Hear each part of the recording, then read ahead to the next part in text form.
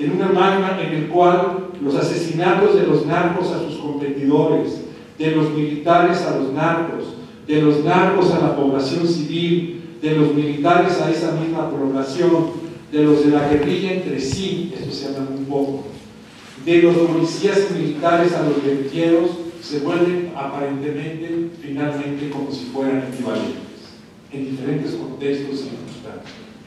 Si la muerte iguala, y más en iguala, y el asesinato también, pero no por las mismas razones, ni se juegan las mismas cosas, ni los mismos valores, ni las mismas responsabilidades.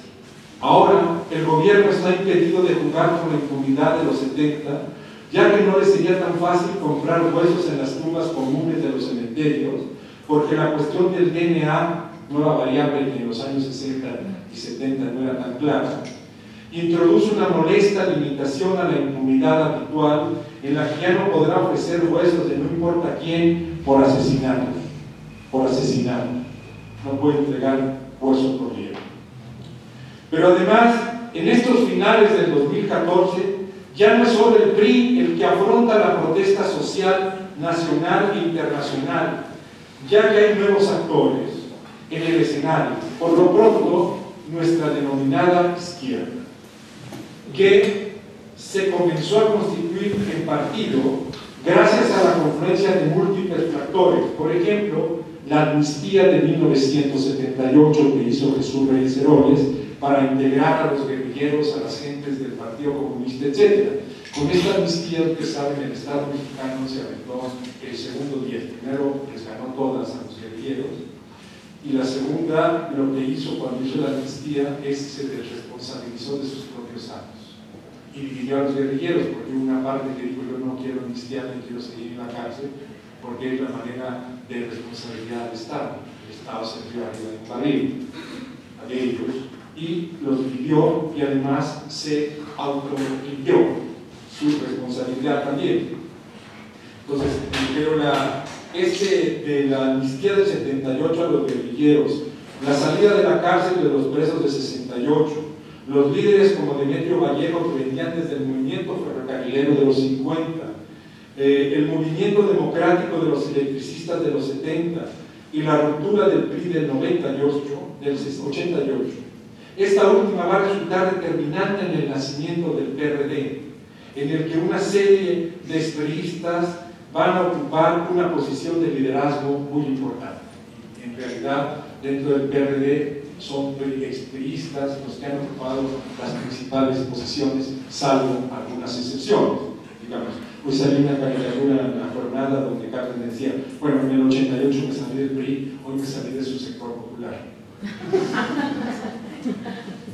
Esta última va a resultar determinante en el nacimiento del PRD, en el que una serie de expriistas va a ocupar una posición dominante de liderazgo. Confluencia que alimentó muchas esperanzas, algunas de las cuales, por ejemplo, en la amplia zona de la biopolítica, sí han fructificado y han marcado una diferencia política de la izquierda, ¿no? Pero con el tiempo fue vencida por su pragmatismo radical, es decir, recibió a cuanto expriista que no obtenía un puesto deseado en su partido estuviera dispuesto a cambiar de pertenencia, y el PRD se lo ofrecía, lo que le negaba el otro partido, a la manera de los futbolistas y sus cambios de camiseta, pujando al mejor postor. Acuérdense que la fórmula de los futbolistas es: ante todo soy profesional. Si soy de Guadalajara, ¿por qué no puedo cambiar de América? Faltaba más, me pagan más. Acá igual, lo importante es que yo pueda tener un puesto y siga dentro de la política.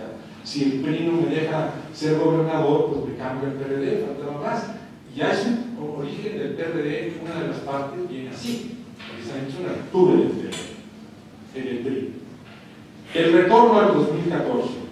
Pero ha pasado mucho agua bajo el molino de las izquierdas, que son partido, dado su sentido práctico, de pronto les cobró las consecuencias a un precio, sobra decirlo, muy caro. Pues ambos partidos se vieron inmersos en el mortífero acontecimiento de Iguala. Han buscado en su mejor estilo acusar a la otra parte. Todavía hoy el presidente del Senado del PRD dijo: vamos a considerar si le hacemos confianza técnica. El PRD no está tocado. Él cree que es el otro el problema. Es verdaderamente increíble. Morena exige que se haga justicia. No se ha dado cuenta, Andrés Manuel y compañía, que también están tocando. Es verdaderamente un acto de negación. Están preocupadísimos por las campañas. Él va a ser diputado. Es como si el país les pasara pelado. Muy impresionante la negación hasta el día de hoy. Entonces han buscado en su mejor estilo acusar a la otra parte, pero no hay para dónde hacerse. El PRD y su relación con la pareja municipal de los Abarca y con el gobernador Aguirre los deja en una situación, digámoslo piadosamente, insostenible, como cómplices de asesinos, pero no solo porque muestran las relaciones cordiales entre corrientes de un partido con narcopolíticos y militares, no todo el partido, una parte de ese partido. En el centro del negocio del opio, y como el gobernador Aguirre, militante por 30 años del PRI y sustituto después de la matanza de Aguas Blancas en el 95, del hijo feroz, del más feroz, Rubén Figueroa, que quiso ser postulado ya no como gobernador interino, como en ese tiempo que entró como gobernador interino, sino que como no lo premiaron, quiso ser gobernador como se debe y le pidió asilo al PRD y obviamente se lo dieron. Y en esta apertura indiscriminada los priistas se jugaron su futuro. Hay que recordar que los expriistas cofundadores del PRD aguantaron como los buenos, en sus buenos tiempos, mínimo los 60, hasta mediados de los 80, me refiero a Cuauhtémoc Cárdenas, Andrés Manuel López Obrador, Porfirio Muñoz Ledo es el cirquero máximo, digamos, o sea, ellos estuvieron, aguantaron, se silenciaron y todo. No nacieron en el 88, traen una larga, como decía la señora, yo también tengo historia.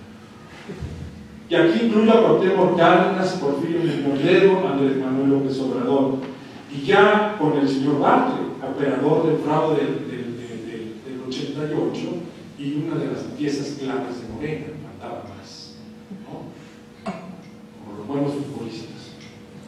Y Andrés Manuel se conecta con la marca, al que digo que ni siquiera conocen, por intermedio del que iba a ser su candidato a gobernador de Guerrero, el senador Lázaro Mazón, por Z. Lo conectó con militares masón. Al respecto, leo el siguiente escrito, el siguiente texto de Luis Hernández, este puño si se lee, escribe en la portada, y cito lo siguiente de Luis Hernández. En 2008, el entonces senador Lázaro Mazón colocó la primera piedra de Plaza Tamarindo, una ambiciosa inversión de 300 millones de pesos, propiedad de su amigo, el antiguo vendedor de sombreros y joyero José Luis Abarca. O sea, pisar sombrero, si lo sabe uno manejar, puede ser un buen negocio, y sobre todo quitárselo. La plaza se ubica frente a las instalaciones del 27º Batallón de Infantería. Este 27º Batallón en tiempos de la guerrilla, de la Guerra Sucia, fue determinante. Hay una foto de ellos donde está Lucio Cabañas como si fuera un tigre muerto, y como se ponían las fotos de África de los ricos en los años 40, 50, cuando iban a cazar a África, que está Lucio Cabañas y ellos están así, tomándose la foto con el cadáver. Es muy linda esa foto, ¿no? Porque gente del 27º Batallón. Entonces, la plaza se ubica frente a las instalaciones del 27º Batallón de Infantería en un terreno regalado por las Fuerzas Armadas. En su participación, el senador Mazón agradeció al exdiputado Rubén Figueroa su intervención para poder entrevistarse con el entonces secretario de la Defensa Nacional que donó ese terreno. La información, dice Luis Hernández, nunca fue desmentida. El padre de este, Rubén Figueroa Alcocer, fue el responsable de la matanza de Aguas Blancas. Y a él fue a pedirle para que lo llevara con el secretario de la Defensa en tiempos de Calderón. No es extraño entonces que la gente más crítica e indignada haga manifestaciones sin acercarse a los diferentes partidos, lo cual políticamente es muy serio. Si no se logra constituir un movimiento que sea capaz de actuar políticamente con un proyecto que no sea solo denunciativo. Y si los partidos rebasados abiertamente no terminan de caer en cuenta, agravarán aún más las cosas. Por lo pronto, la propuesta de Cárdenas a su PRD los puso contra la pared, pero luego después hizo un acto curiosísimo el Cuauhtémoc Cárdenas. Los pone, renuncien, se enfrentan cara a cara y no es capaz de mencionar ahí en la cara del otro el que renunciara por esto y por esto. No se toca el tema tersamente. Termina y dice, voy a pensar si sigo o no sigo. A las 5 horas dice, no sigo, porque la entrevista fue muy tarde, se fue muy tarde para el juicio.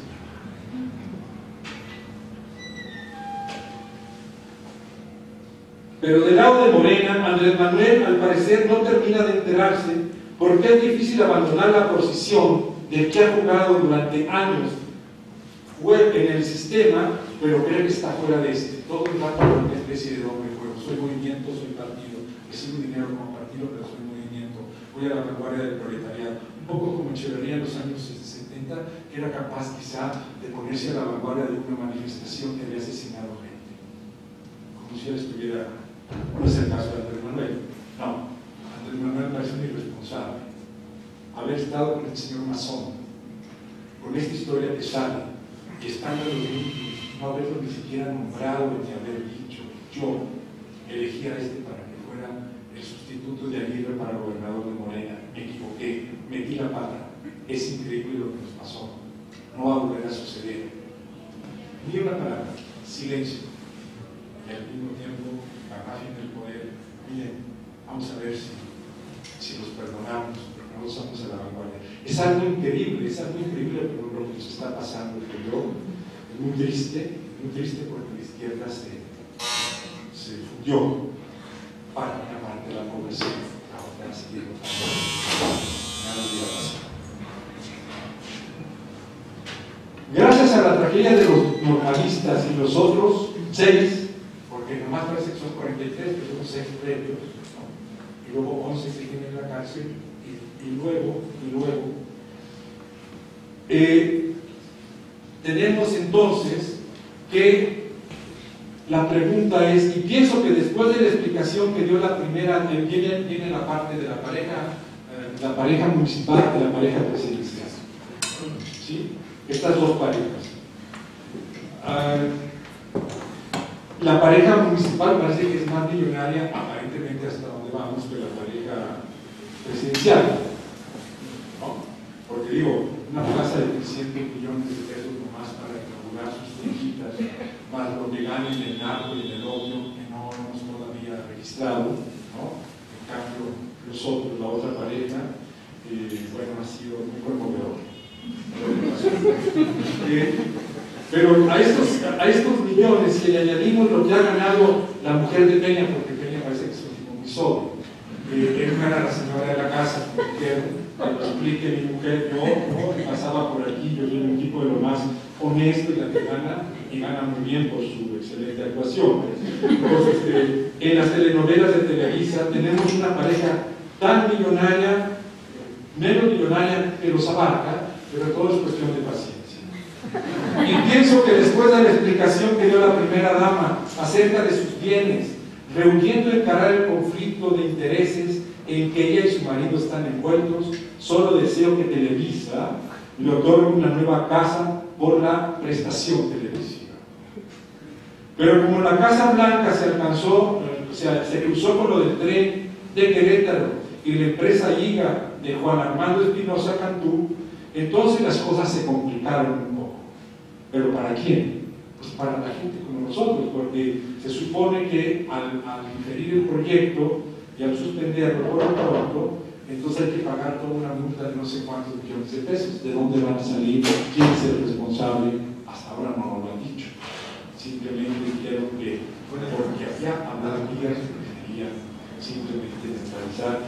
Y como la señora dijo todo el discurso que le preparó el secretario de Economía, etcétera, y se dijo todo está en orden, pero para que no haya habladurías, recurso a mi casita, hay millones. Entonces, qué cosa más rara, si todo está en orden, ¿quién te está pidiendo que la venda? Lo único que estamos pidiendo es cómo lo tuviste, cómo eres capaz de tener ese dinero y después ir a Guerrero si es que se te animas a ir hablar de los pobres y de, ¿no? ¿Quién lo va a querer?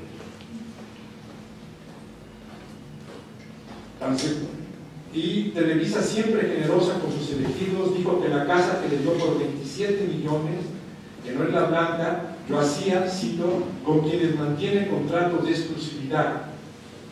Ya por eso aparecieron todas estas bromas en la red de Brad Pitt y el dirigir a Televisa, la pagan mejor, etcétera, etcétera, etcétera.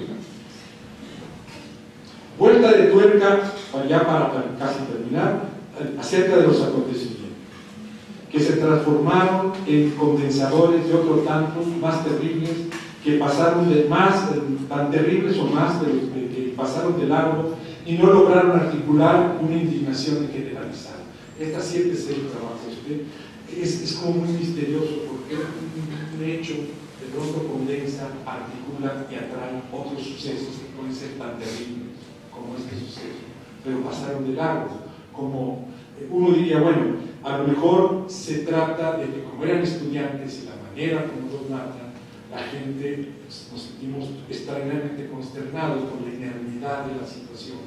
Pero si fuera el caso, ¿por qué los niños del ABC quemados no trajeron este tipo de indignación y articularon esto que nos está pasando ahora? ¿Y por qué los que sobran, los que van al norte, que matan allá en Tamaulipas, por qué tampoco son los pobres que sobran, entonces se les puede matar, pueden ser 200, 300, 500, no importa, digamos? Entonces es algo muy extraño de cómo un acontecimiento articula, rearticula y condensa cosas, e incluso Amacama, que les digo que yo tendría más cuidado con las Amacamas. Si se trata de bebés, ¿por qué la matanza de Aguas Blancas quedó acotada?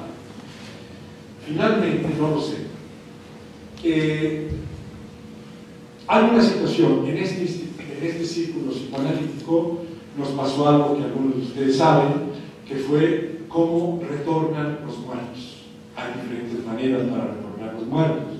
Uno es, como decía Freud, el retorno como leyenda del asesinado, en el caso de Moisés, que hace toda una construcción heurística muy interesante, y retorna como leyenda el asesinato de Moisés con un nombre que cubre al otro nombre, ¿no? Y luego en Hamlet, el muerto al asesinado retorna como espectro y reclama su parte. En el caso del círculo, de pronto algo estaba suprimido, invisibilizado, retornó, en el caso de Igor Alexander Caruso y su participación en el hospital Spiegelblum en 1942, donde hacía test para detectar la edad cronológica y la edad mental de niños con problemas anti-KP, etc. Y que sus superiores médicos y psiquiatras decidían si los había que eutanasiar o no, porque no eran dignos de vivir, dado que no podían ser educados o no podrían trabajar. Entonces había que eliminarlos para que no le costara al Estado nazi demasiado dinero. Entonces eso viene del pasado, eso estaba totalmente invisibilizado hacia el presente. Ahí se dieron toda una serie de polémicas en este círculo, en Viena también, cuando salió la información, y se dieron cosas muy curiosas. Desde un extremo decir que el caso Caruso era en realidad un refugio y era producto del odio de historiadores que se habían metido en los archivos y problemas de tipo de idealización, etc. O sea, baterías psicoanalíticas del ABC psicoanalítico para defender la situación. Y en el otro extremo hubo colegas que dijeron que el caso Caruso en el nazismo en realidad llegaba hasta este momento, o sea, el pasado era presente, una especie de continuidad y había contaminado todo. Un poco sobre el modelo de la limpieza de sangre y del pecado original, más o menos, entre cristianos y moros españoles viejos del siglo XVI. Dos modelos articulados muy curiosos, donde entonces el pasado define el presente de una manera brutal, totalizante e invalidante. Y las cosas son más complicadas, mucho más complicadas, ¿no? Ya saldrá un libro que vamos a publicar ahora en febrero, ya me mandaron aquella noche las galeras para terminar de corregir, lo tengo que enviar mañana y imagino que a los otros colegas que publican ahí también para que vean sus textos. Bueno, pero aquí la cosa es más curiosa, es aquello es del pasado hacia el presente, y cómo integrar ese pasado en el presente, cómo resignificar el presente, desde dónde pensarlo, desde qué categorías de acontecimiento pensarlo, desde qué categorías de continuidad, discontinuidad, etc. ¿No? Yo lo pienso desde el caso del planteamiento freudiano de lo que llamaría Freud la discontinuidad, la continuidad de vida, que es este modelo precisamente de Moisés, ¿no? El Moisés nivel número 1 no es el Moisés número 2, pero está cubierto por el mismo nombre y no es lo mismo, hay discontinuidad o continuidades equívocas. Pero lo que pasa ahora es al revés, es desde el presente hacia el pasado, no del pasado hacia el presente. Es decir, se resignifica el pasado a partir del presente. Termino citando a Balzac con una novela que tiene una parte histórica, El Coronel Charret. Coronel Charret luchó en las guerras napoleónicas y tuvo la mala suerte que en una de las batallas con una espada le abrieron la cabeza casi de cabo a cabo y luego para colmo lo hicieron rescatar. Napoleón le mandó un grupo para que lo rescatara y los caballos le pasaron por encima. Cuando mandó a sus médicos para ver si todavía estaba vivo, lo vieron pisado con la cabeza abierta, ya ni siquiera le tomaban el pulso, lo desnudaron como se ponía en aquel tiempo y lo arrojaron junto con todos los cadáveres a la fosa común. La desgracia del coronel Charret fue que resucitó como Lázaro en la noche y se despertó entre cadáveres, abajo de varios cadáveres. Entonces logró salir como pudo desde los cadáveres y de pronto pasaron 10, 8 años y se presenta en París con un abogado, con el abogado es impresionante. Me voy a ver así muy rápidamente. Esto está sacado, me lo leí el libro, pero no lo dejé en otra casa en Guadalajara, pero el que me inspiró fue Javier Marías porque lo cita en Los Enamoramientos. Dice: esta desdicha de permanecer vivo tras haber muerto y haber sido dado por muerto no solo alcanza a su mujer, sino también a él. Dice, va con el abogado de su mujer y que también era su abogado, y el abogado le dice, viene con un tajarrazo, como ya viene, no lo reconoce, el abogado tiene una cicatriz, etc. Dice, ¿con quién tengo el gusto? Le pregunta, el honor de hablar, le pregunta el abogado, dice, con el coronel Charret, el que murió en la batalla de Val. Sí, quisiera no ser, pero no quisiera no ser, no molestarlo, pero vengo a retomar mis derechos de marido y mis derechos de patrimonio. Entonces dice el personaje de Javier Marías, lo peor que le puede pasar a un hombre es resucitar a destiempo. Porque cuando resucitas a destiempo, ya tu mujer ya tiene 2 hijos con otro, vienes y le turbas la vida, y la mujer, ¿qué hago? ¿Qué hago ahora con esto? Si ya tengo otra vida, ya te di por muerto, hasta te lloré, pero yo sabía que cuando te lloraba, de alguna manera, yo tenía el campo libre, ¿no? Y no pude tener hijos contigo y ahora felizmente ya puedo tener hijos con estos 2 señores, ya tengo 2. Y entonces es por eso lo peor que le puede pasar a un hombre es resucitar a destiempo. Lo peor que le pasó al PRI y lo peor que le pasó a los partidos es que de pronto no resucitaron a destiempo, pero aparecieron a destiempo los asesinados. Muchísimas gracias.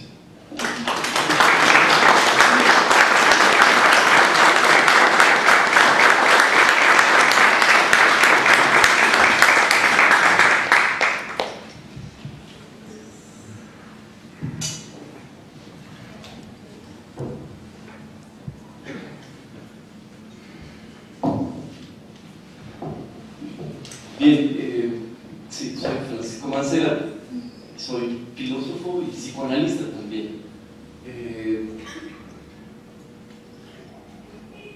Voy a leer en partes un texto que he preparado. Y le puse un título, puro formalismo, y lo titulé ¿Quién por el fuego? ¿Quién por el agua? Le voy a explicar por qué elegí este título. ¿Quién por el fuego? ¿quién por el agua? Así inicia un sensible canto de Leonard Cohen, inspirado en una oración de una antigua tradición judía que recuerda el día sagrado en que el libro de la vida, el libro que se recita a sí mismo, se abre para que sean inscritos en él todos los que nacen y todos los que mueren. ¿Quién por el fuego?, se dice en la oración original, y quién por el agua, quién por la espada y quién por la piedra. Todo aquel que ha escuchado la melodía de Cohen o ha escuchado la oración original puede percibir en esas palabras, en su sonido y en las imágenes evocadas, que ahí hay una solicitud, casi una súplica, de no olvidar el dolor y la finitud que define a los asuntos humanos.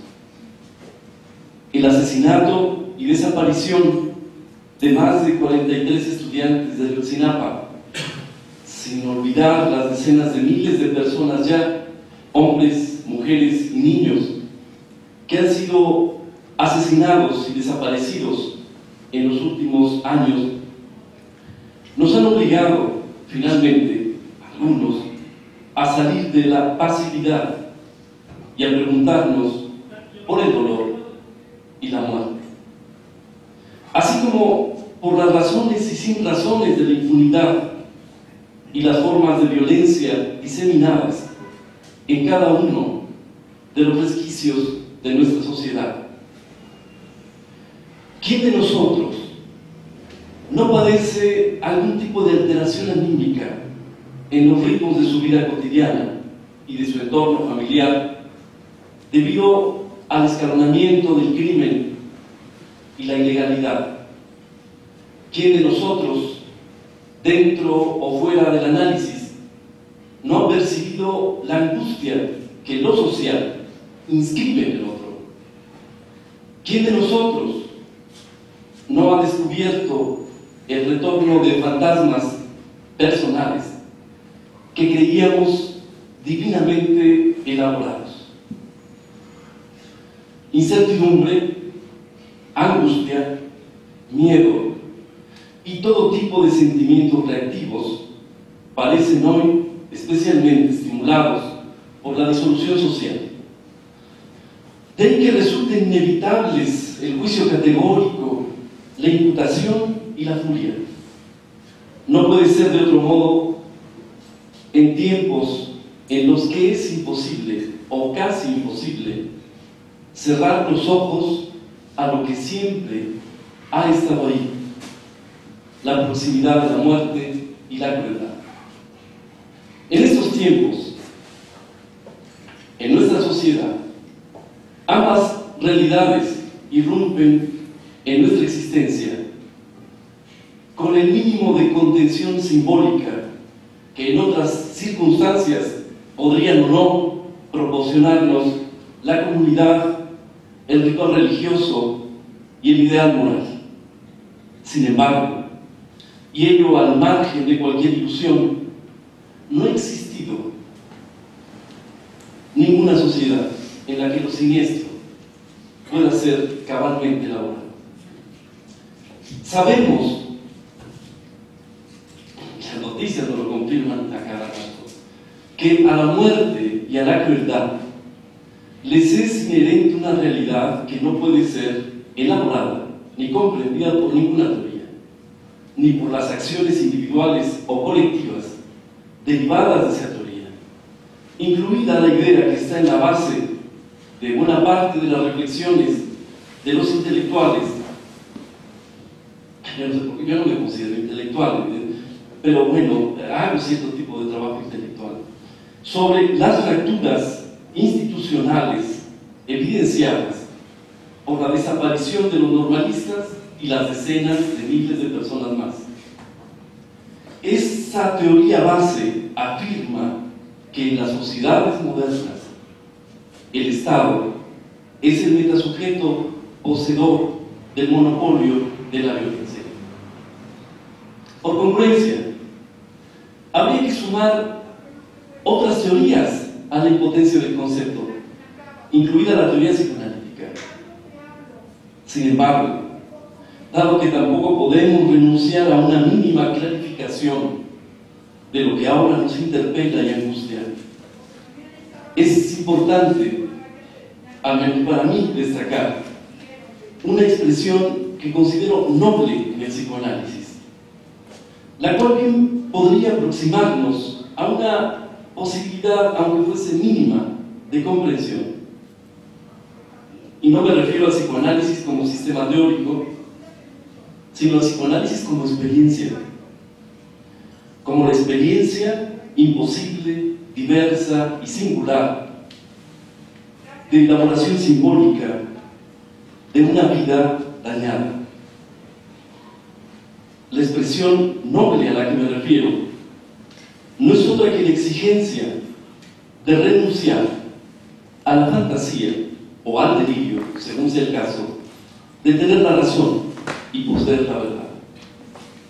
Partiendo de esa desventura epistemológica, podríamos analizar algunos aspectos de lo siniestro que atraviesa a nuestra sociedad, desde una dimensión ética que por principio nada tendría que ver con las éticas normativas y abstractas del deber ser, sino con la posibilidad de una actitud individual, casi extravagante, si la comparamos con la regla social, derivada de la experiencia imposible, diversa y singular de descubrir las sombras de sí mismo en las sombras del otro.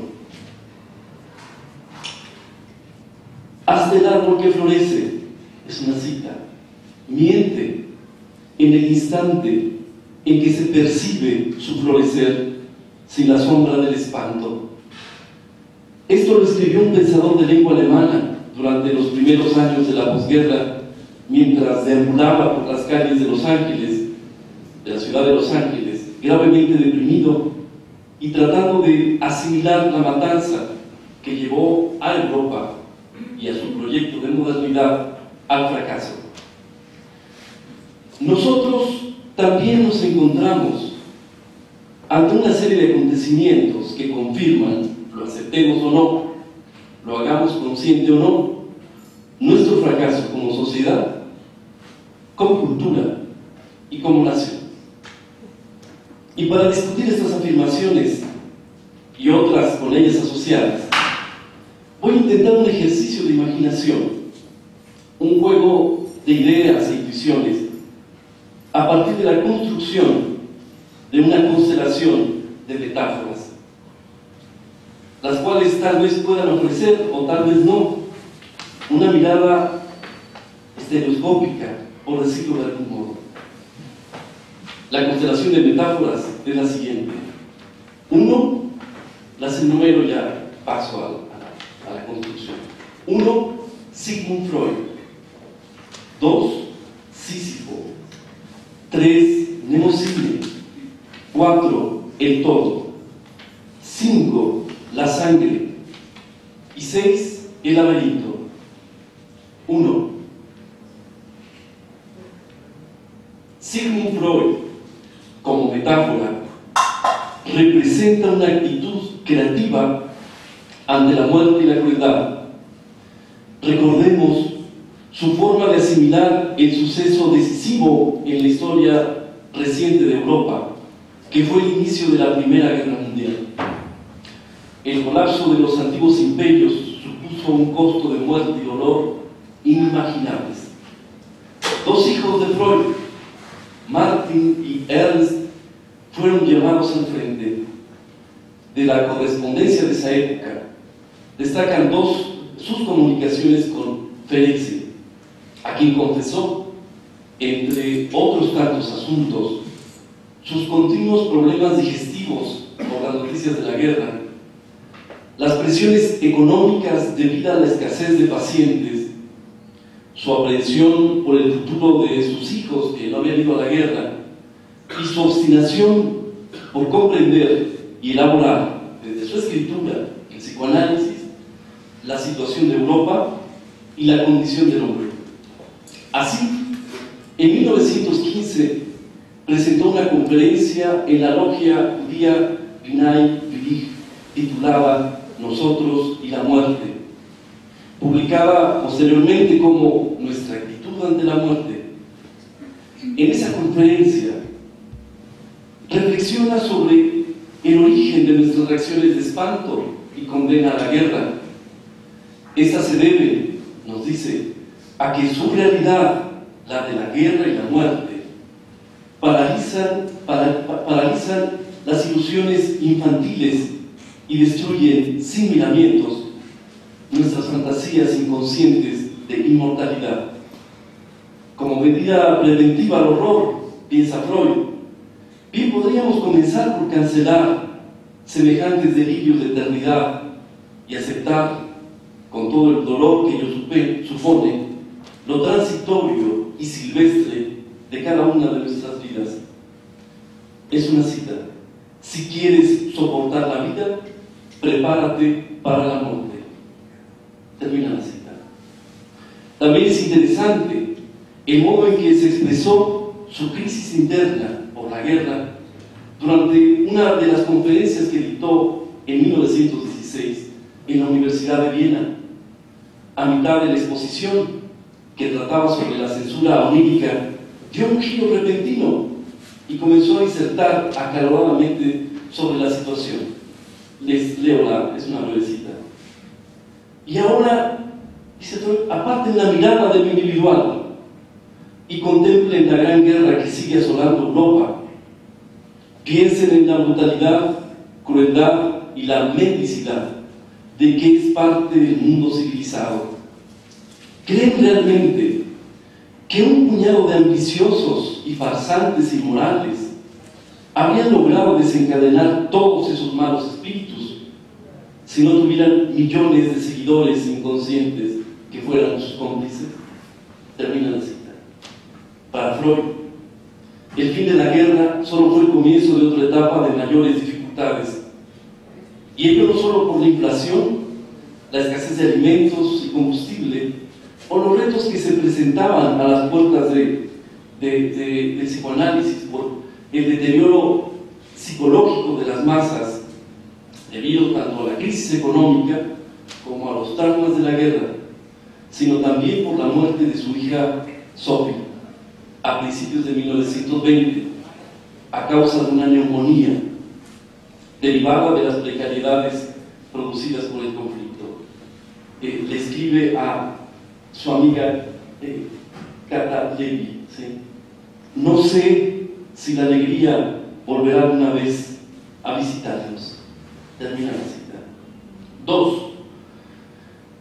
Sísifo es la metáfora de la repetición, ese estado morboso del alma, desencadenado por el horror vacui y la seducción que ejercen la crueldad y la muerte.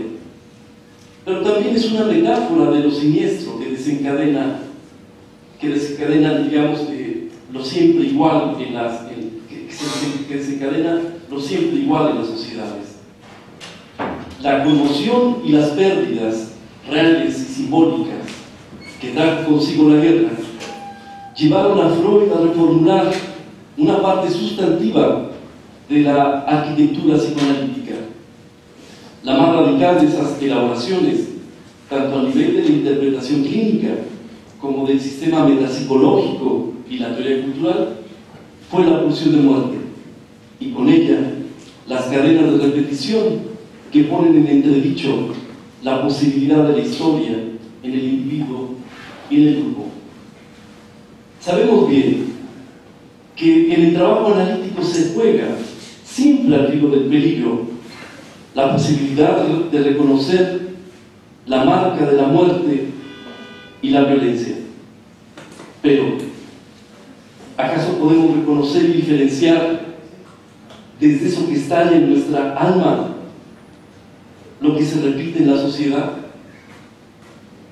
Freud trató, por esta razón, de calibrar las determinaciones inconscientes de los colectivos humanos, la masa y la sociedad organizada como un conjunto de masas actúa como si fuese un sujeto, con sus traumas y escenas originarias, con su novela familiar y sus identificaciones, con sus delirios y sus fantasmas. 3. Mnemosyne, madre de las musas, inspiradora del recuerdo y del heroico y del origen, engendradora de la poesía y de la historia.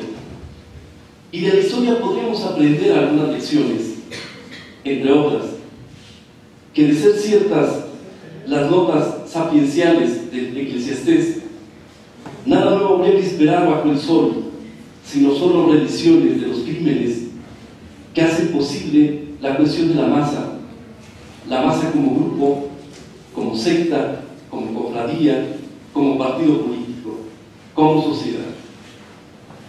Freud, y probablemente con mayor agudeza Elías Canetti, descubrió esa realidad psíquica de la masa dentro del escenario de la guerra y la descomposición social. De ahí el intento, en todo momento desesperado, por aportar algo a la comprensión y disolución de los imaginarios que posibilitan y legitiman el crimen entre nosotros y los otros. Es uno de los trabajos que nos ha sido heredado.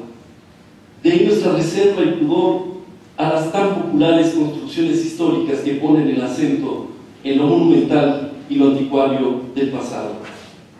Del presente, poco o nada podremos comprender mientras cerremos los ojos a las catástrofes precedentes y nos refugiemos en las ficciones del mestizaje, de la independencia, de la revolución y la democracia.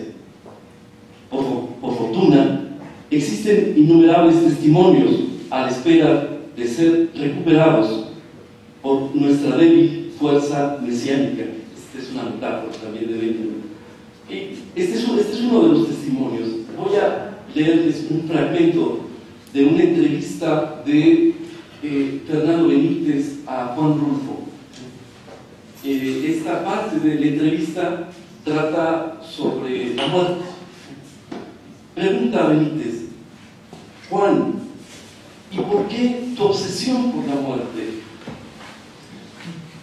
Contesta Rulfo: tal vez fue cosa de la infancia, mano. Mi abuelo murió cuando yo tenía 4 años. Tenía 6 cuando asesinaron a mi padre, porque, tú sabes, después de la revolución quedaron muchas gavillas. Mi padre tenía autorización para confirmar del obispo de Papantla, pues en tierras agitadas podían delegar ese sacramento a los seglares. Recaudaba el dinero de las confesiones y lo daba a los curas. Regresaba de una gira cuando fue asaltado y muerto por los gavilleros. Tenía 33 años. Mi madre murió 4 años después. Entre tanto, mataron a 2 hermanos de mi padre. Luego, casi enseguida, murió mi abuelo paterno. Murió de tristeza, mano, porque al que más quería era mi padre, su hijo mayor. Otro tío murió ahogado en un naufragio, y así, de 1922 a 1930, solo conocí la muerte. Termina la cita. El todo. El todo es un sistema cerrado. Nada sale de sus límites, y lo que se atreve a salir es eliminado. Al control absoluto, o que quiere ser absoluto, sobre cada una de las posibilidades de pensamiento, arte, erotismo, habla, lo llamamos totalitarismo. Hannah Arendt asoció el término a un tipo específico de régimen político, aquel que debe su fundamento al terror psicológico de una crisis planificada, una crisis que está planificada, y también a la sentimentalidad racista y a la fascinación religiosa por un caudillo y su corte de psicópatas organizados como partido político policial. El régimen totalitario, y con ello la pensadora tiene presente al nazismo y al estalinismo, quiere destruir toda resistencia y toda memoria. El análisis de Allen es certero, no obstante, pasa por alto dos detalles. Uno, que en sentido estricto, el psicópata que seduce a las masas desesperadas y violentas no es sino un síntoma, el síntoma de una tendencia inconsciente de las sociedades. Y dos, que bajo la frágil cáscara del liberalismo político y competencia mercantil de las así llamadas sociedades democráticas, se reproduce un tipo de totalitarismo aún más eficaz que el totalitarismo nazi y bolchevique. Otro pensador llamó a esto Estado autoritario. Insistió con ello que el autoritarismo tiene su origen en el eclipse del orden burgués, que solo por momentos alentó los ideales morales de amor, fraternidad, igualdad, compasión y solidaridad en la utopía de la familia nuclear. Por esa razón propuso una investigación sobre la autoridad y la familia en Europa continental antes de la Segunda Guerra.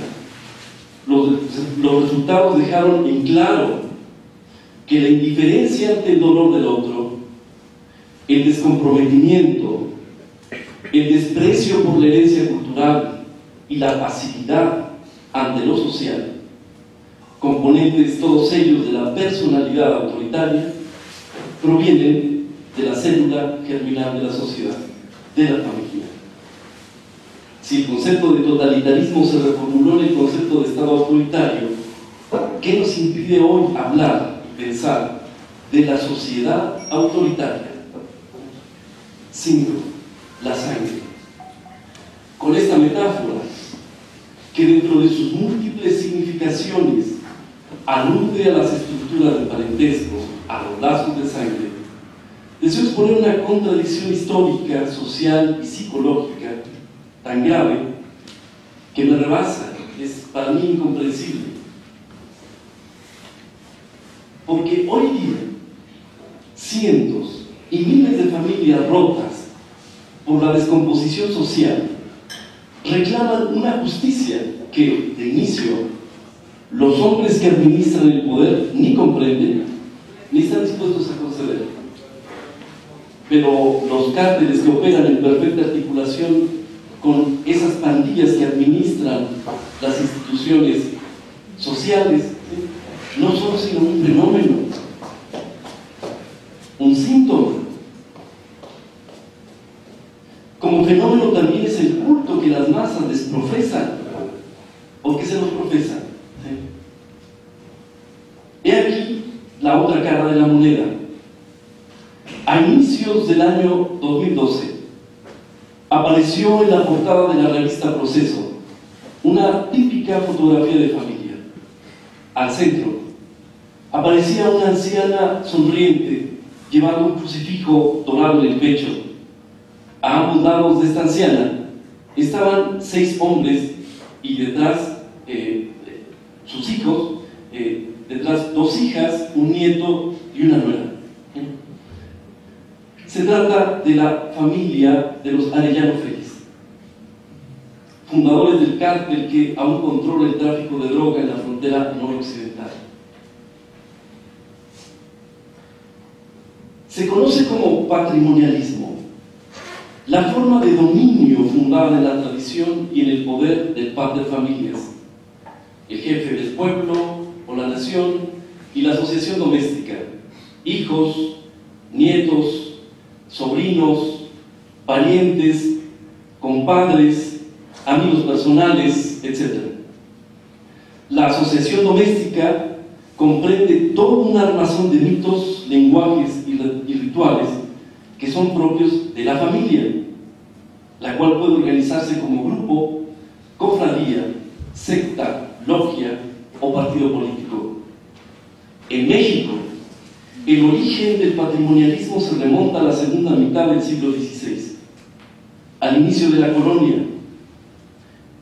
Fueron esos los tiempos en los que se articularon los comportamientos y lenguajes que dieron formas a estructuras de poder político y económico atravesadas por redes familiares, lo que originó un tipo singular de corporativismo, cuyas intrigas, ambiciones y violencia, fue permanente la violencia, corrieron paralelas, ocultándose en la hipócrita fantasía de identidad patriótica de los criollos, el origen del nacionalismo mexicano.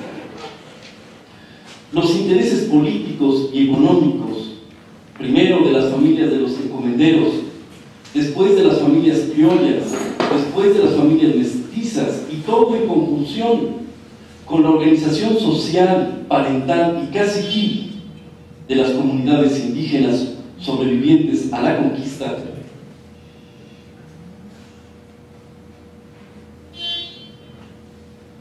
terminaron por tomar el control de los cabildos, los consulados, la real audiencia, etc. Esa realidad llega hasta nuestros días. Cuando la asociación doméstica es parte de la estructura y una parte fundamental de la estructura de las instituciones de gobierno, de las universidades, de los sindicatos, de los cárteles criminales, una ironía ya más amarga, pues es la familia Lucha. Cuando esto sucede, y en México es un continuum, están condenadas de antemano la justicia, la democracia y la posibilidad misma de Estado. 6. El laberinto. Al terminar de escribir estas líneas, estar con ustedes, reflexionar, discutir, me descubrí más confundido y angustiado que antes de iniciar la escritura del texto. Porque las ideas y las metáforas a las que he recurrido me parecen aún más imprecisas y precarias de lo que ya de por sí son. El espacio externo e interno es oscuro e intrincado. Como muchos, busco a tientas, a la espera de un movimiento o alguna línea que delate a la monstruosa figura de Asterión, el nombre del Minotauro. ¿Quién de nosotros en este momento no anhela ser el héroe de esta historia? ¿Quién no desea ser aplaudido por liquidar al culpable, a los alcaldes psicópatas, a los lumpen psicópatas, a los gobernantes psicópatas? Pero ¿hemos sospechado siquiera que las redes de complicidad bien pueden llegar hasta la sala de nuestra casa, hasta la oficina de nuestro empleo? Sí, el espacio es oscuro e intrincado, y solo encuentro teorías ya hechas, frases artificiales y lugares comunes. Estoy perdido en un laberinto de conceptos, de sentimientos predecibles y acciones testimoniales e inmediatas. Sin ninguna, digamos, duda, todo esto puede ser un magnífico refugio. Pues tal vez, y sin el tal vez, yo también soy Asterión. Nuestra vida está hecha de mármol y de lodo, como decía Natalie Howe.